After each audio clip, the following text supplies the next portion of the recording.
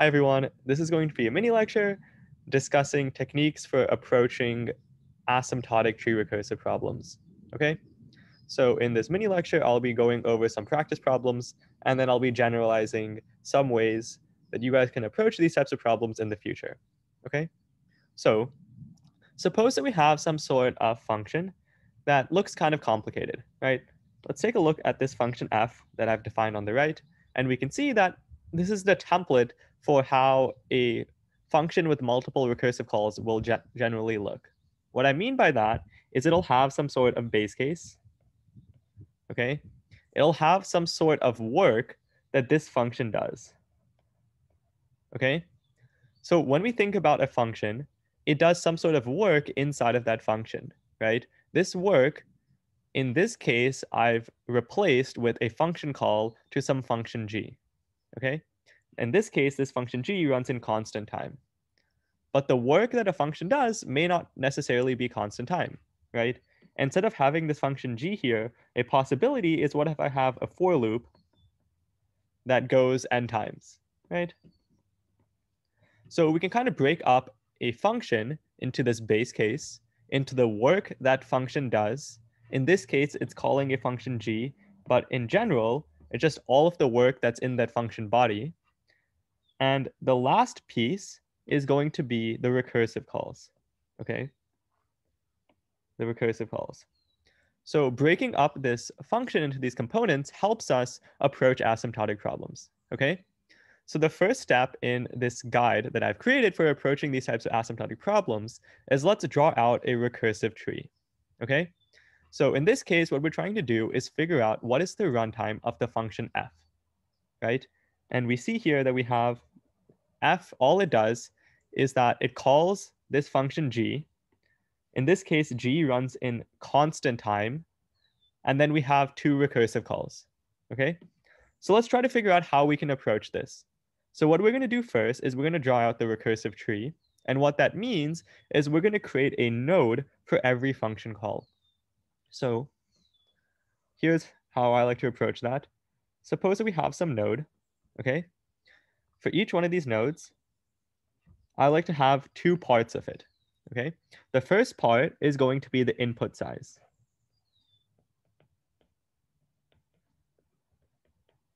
The second part is going to be the work done in the function for that input. Okay? In this context, when we look at the first time we call the f function, we're going to be performing constant work, right? Because this g method runs in constant time. So what we're going to say is that we do constant work, and the size of the input the first time we call this f function is going to be n. Okay? Now what I'm going to do is I'm going to incorporate the recursive calls, and we're going to see it's going to grow out into a recursive tree. So let's quickly see what I mean by that. So let's make two recursive calls here. Okay. So my first recursive call, actually both recursive calls, will have an input size of n over 2, right? Which we can kind of see from this example. We see that we're calling it with input size n over 2. Okay. So what I'm going to do is I'm going to add in the input size for these two nodes I've just made. We'll say they're both input size n over 2. And then I like to just have like these little connectors, but it's just more like pictorially, okay? So what we'll notice is that every time we call this f function, the size of the input just decreases or gets divided by 2 each time, okay? And what we'll also notice is that the work done for each function call is always constant because g runs in constant time, and the only work that the f function is doing is calling the function g. So what we will see is we will have this type of recursive tree. I'm going to create one more layer. Give me a second. Let me just do my art skills. Okay.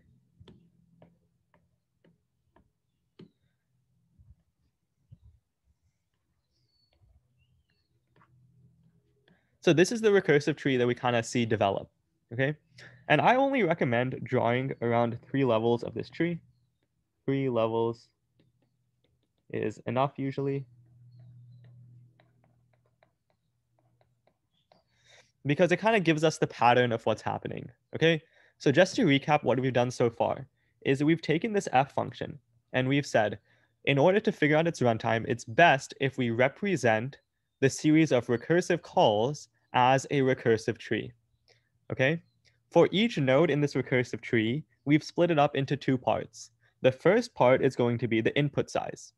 The second part is going to be the work done by the function f for that input size, right? Okay, so now with this tree in mind, let's move on to the second step, okay? The second step in this process is let's try to figure out the work done per level in this tree that we've made. Because once we've made this tree, this is actually the most important part of the process, I think.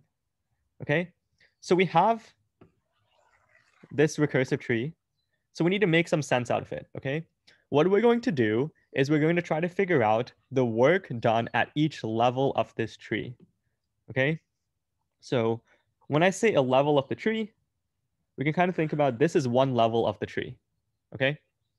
So on this left-hand side, I'm going to create this column called work per level, okay? This is just work per level. So at the first level of this tree, what we'll notice is that the only work that we're actually doing is one work, right? So in this work per level, I'm going to say I do one work at this level of the tree. Looking at the second level of this tree, what we'll notice is we're doing 2 work. So what I'll put here is 2. Then if we look at this next level, we'll see that we're doing 4 work. Okay, so we'll put a 4 here. And then so on, right? So the next step is once we figure it out how much work we're doing per level, we need to recognize which sum that we're dealing with, okay? Because our end goal here is very important to understand what our end goal is that we need to figure out the total amount of work that we're doing, okay? So our end goal is to find total work, right? The total work a function does is the runtime of that function, okay? So to find the total work, what we can do is figure out the sum of each work per level, right? So in this case, what we can see is that the total work we're going to be doing is going to be the work on the first level, plus the work on the second level, plus the work on the third level, and so on, until we get to the bottom level. So what we can see is that the total work we're doing for this recursive tree will take the sum of 1 plus 2 plus 4 plus 8 plus so on, okay? So we should recognize which sum we're dealing with, because when we look at the sum that's in this column right here, what we'll notice, which is really cool, is that for this class, nearly always it'll be one of these 3 sums over here, okay? So in this case, what we can notice is that our sum is going to be a sum I like to call a dominating sum, this sum right here. So what I mean by that is in a dominating sum, the last term in the sum dominates all of the other terms, okay? So I'll explain that once more. When we think about a dominating sum, it's characterized by this principle that the last term in the sum dominates all the other terms. So what I mean by this is that if we have a dominating sum and we're trying to figure out what is this sum equal to, all we need to know is what's the last term in this sum. Because if this last term in the sum is so big that we can ignore all of the terms before it, the sum asymptotically comes down to what's that last term, okay? In this case, the following sum is an example of a dominating sum, okay? Some other examples of dominating sums are like 1 plus 3 plus 9 plus 27, okay? And so on. So now that we have this dominating sum and we've recognized that when we look at the work per level and we're trying to figure out the total work of this function, all we have to do is figure out the value of this sum. So to figure out the value of the sum, what we know is that we need to figure out what this last term of the sum is. So what is the last term of this sum? So to recap, we need the last term of the sum above. And if we find the last term, that's going to be the runtime of our function. I think that's really cool. So how are we trying to figure out the last term of this sum? And it's going to be like a bit trickier than we're going to anticipate. But the first step into finding the last term of this sum is we need to figure out the height of the tree. Okay? So what is the height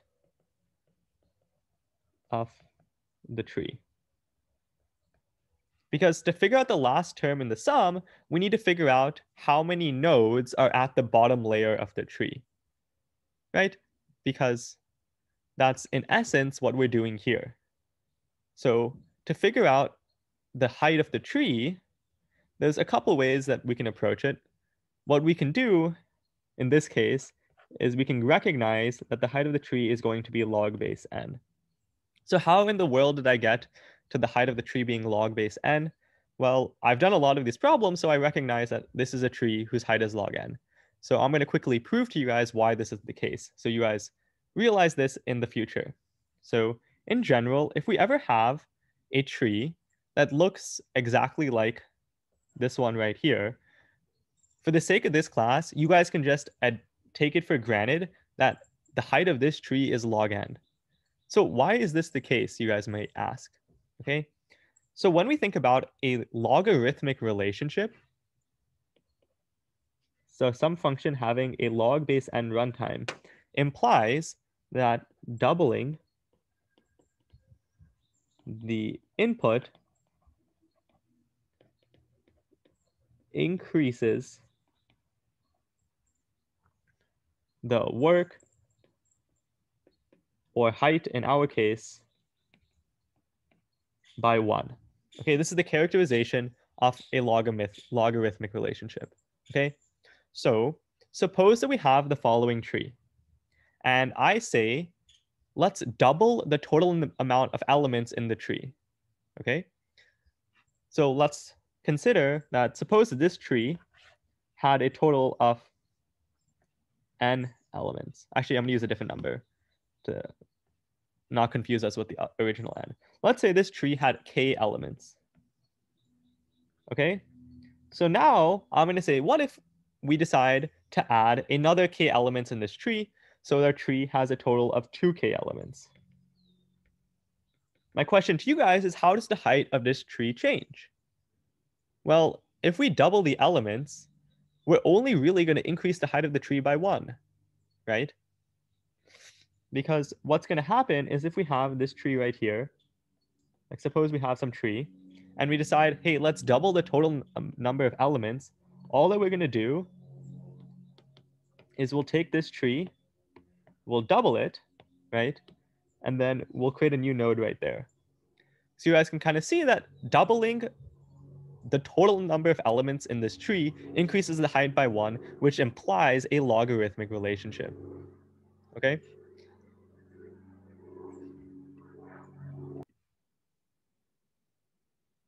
Okay, so now that we've figured out what the height of the tree is, in this case, it's going to be log base n, the next question I have is, how does this help us figure out the last term in this sum, right? Because that's what we really wanted to figure out. was the last term in this sum, so we could actually figure out the runtime of this function. Okay, so let's try to figure out how we can utilize the height of this tree to figure out this last term in the sum. So going back here, we need the last term of the sum, and we know the height of the tree is log base n. So what I'm going to argue now is that we can rewrite the work per level, in this case, to be 2 to the level, okay, where L is equal to the level we are on. So why can we do this? Well, let's look at this image we have here. I'm just going to move it down.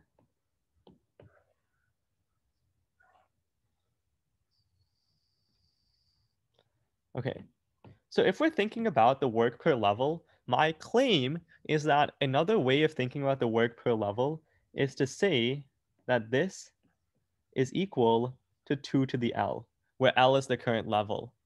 Okay, so how are we classifying the levels of this tree? Let's say that this is level 0, this is level 1, and this is level 2. And what we'll notice is that the work per level is simply going to be 2 to the level, right? In this case, we see that this is 2 to the 0. And this is 2 to the 1, right? And this is 2 squared. Okay, so what we've successfully done is we figured out, here's another way to identify the work per level. Now what we can do, which is really cool, is that the sum before that we had was 1 plus 2 plus 4 plus 8. I just assumed 8 was the next one, plus so on, right?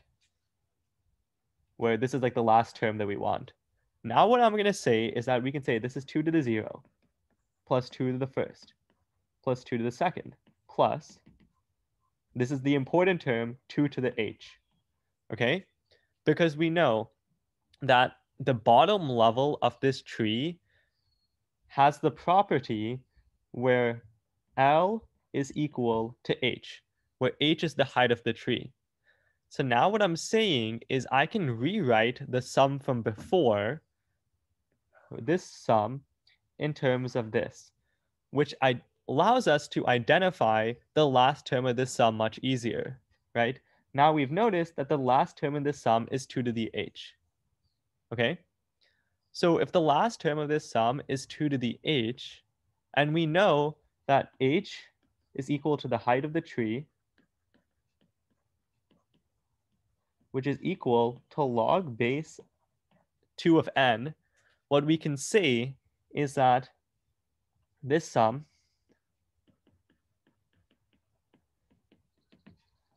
becomes 2 to the log base n, and we know, using our logarithmic math, that this is the same as n. So what we've essentially done is we figured out that the total work that this function is doing is going to be 1 plus 2 plus 4 plus 8 plus n, right? And what we can say is that this sum is a dominating sum where this last term dominates. So we can output our final answer to be theta of n is going to be the runtime of this function. Okay?